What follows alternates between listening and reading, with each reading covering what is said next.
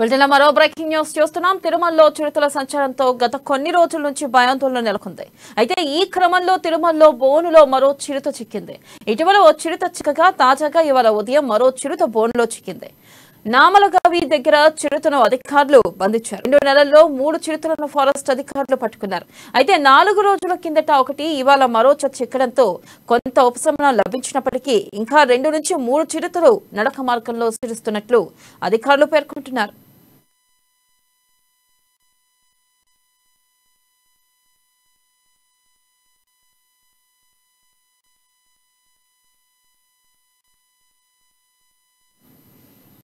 ఇక 4 రోజుల క్రిందట నరసింహస్వామి ఆలయం దగ్గరలోనే ఏర్పాటు చేసిన బోనుకు చిరుత చిక్కింది. మిగతా వాటిని కూడా బంధించి మరో చోట వదిలిపెట్టేందుకు ఆపరేషన్ చిరుత కొనసాగించారు. అయితే ఈ క్రమంలోనే 3 చోట్ల బోన్లు ఏర్పాటు చేస్తే ఇవాళ మళ్లీ ఓ చిరుత చిక్కినట్లు అధికారులు తెలిపారు.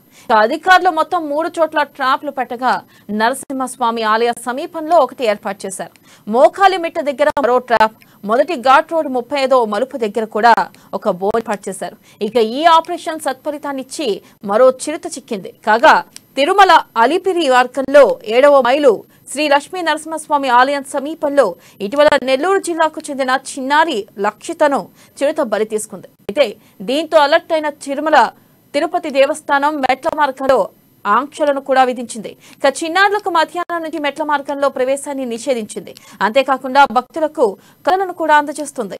ఇక దీనిపై మరింత సమాచారాన్ని మా ఇన్పుట్ ఎడిటర్ శ్రీనివాస్ అందిస్తారు. శ్రీనివాస్. థ్యాంక్ యూ వెన్నెల. ఏదైతే ఆపరేషన్ చిరుత పేరుతో తిరుమల తిరుపతి దేవస్థానం చేపట్టిన ఏదైతే ఆపరేషన్ ఉందో అది విజయవంతం అవుతుంది అన్న దిశగా మనకు కనిపిస్తుంది. ఎందుకంటే గత వారం రోజుల పరిధిలోనే 2 చిరుతలు బోన్లో చిక్కాయి. ఒకటి నిన్న తాజాగా రాత్రి ఒక చిరుత బోన్లో చేయడం జరిగింది. కుక్కను ఎరవేసి అక్కడ ఆ బోన్లో ఏర్పాటు చేయడంతో రాత్రి ఈ చిరుత అక్కడ బోన్లో చిక్కడం జరిగింది. మొత్తానికి ఏదైతే లక్షిత బలి తీసుకున్న తర్వాత 2 చిరుతలు కూడా అదే ప్రాంతంలో బోన్లో చేయడం జరిగింది. అయితే ఈ 2 పులులను కూడా మన ఫారెస్ట్ అధికారులు zoo park, Venkateswara zoo park తరలించడం జరిగింది. అక్కడ ఈ పులుల కదలికలతో పాటుగా ఏదైతే లక్షిత మృతికి ఈ చిరుతల్లో ఏవైనా ఉన్నాయా అన్న దాని మీద కూడా ఫారెస్ట్ అధికారులు పూర్తి స్థాయిలో విచారణ జరుపుతున్నారు. మొత్తానికి చూసుకుంటే కనుక ఏదైతే తిరుపతిలో గత కొద్ది రోజులుగా కూడా ఈ చిరుతల సంచారం ఉందో అక్కడ భక్తులకు ఆందోళన కలిగిస్తుంది. మనం చూసాం గత 2 నెలల క్రితం కూడా జూన్ 24న ఒక చిన్నారిని చిరుత ఎత్తుకపోతే అదృష్టవశాత్తు ఆ చిన్నారి మళ్ళీ బయటపడడం జరిగింది. అప్పుడే ఒక చిరుతని పట్టుకోవడం జరిగింది. అప్పటి నుంచి కూడా టీటీడీ అధికారులు ఏదైతే కాలినడకన వస్తున్న భక్తుల కోసము అనేక రక్షణ కవచాలు ఏర్పాటు చేయడం జరిగింది. అందులో భాగంగానే ఏదైతే మొన్న లక్షిత మృతి తర్వాత ఈ భద్రత మరింతగా పెంచడం జరిగింది. కాలిబాటలో వచ్చే ఎవరైతే భక్తులు ఉంటారో ఆ ఏరియా మొత్తం కూడా 300 సీసీ కెమెరాలు ఏర్పాటు చేయడం జరిగింది. వీటితో పాటుగా 100 సీసీ కెమెరాలు కూడా ఏర్పాటు చేస్తున్నట్లు టీటీ అధికారులు చెప్పడం జరిగింది. ఇక భద్రత కోసం వారి చేతికి కూడా ఒక చేతికర్ర కూడా ఇస్తున్నామని చెప్పేసి కూడా అధికారులు చెప్పడం జరిగింది.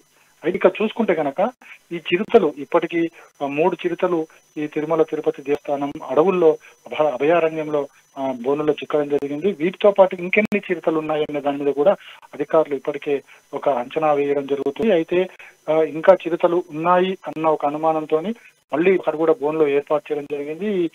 బహుశా ఈ 2-3 రోజుల్లో ఏదైనా రిజల్ట్ వస్తుందేమని చెప్పేసి కూడా అధికారులు వెయిట్ చేస్తున్నారు.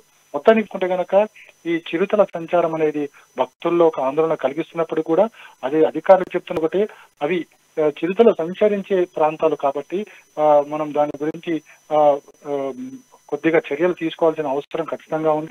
కానీ వాటిని కూడా సంచరించాల్సిన అవసరం వాటికి కూడా ఉంది కాబట్టి తగు విధమైన ఏర్పాట్లు చేస్తున్నాం. అదేవిధంగా ఒకవైపు భక్తుల భద్రతను, అదేవిధంగా చిరు సంచారం వాటి గురించి కూడా పూర్తి స్థాయిలో ఒక వివరాలు వచ్చిన తర్వాత అన్ని చర్యలు తీసుకుంటామని చెప్పేసి కూడా టీటీడీ అధికారులు చెప్తున్నారు. ఇక ఈ చిరుత లభ్యం తర్వాత అధికారులు కొద్దిగా ఊపిరి పీల్చుకున్నారని చెప్పొచ్చు వెన్నెల. Srinivas, thank you.